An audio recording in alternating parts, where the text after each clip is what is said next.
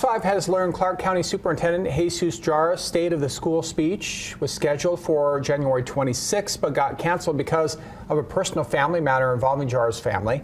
We just received the speech earlier today. It included some of the achievements at CCSD and thanking teachers for their hard work in the classroom.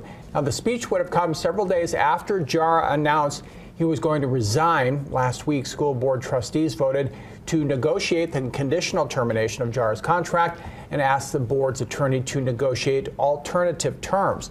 Jara's contract is slated to continue through June 2026. Now, we do have Jara's State of the School speech up on our website, and that is fox5vegas.com.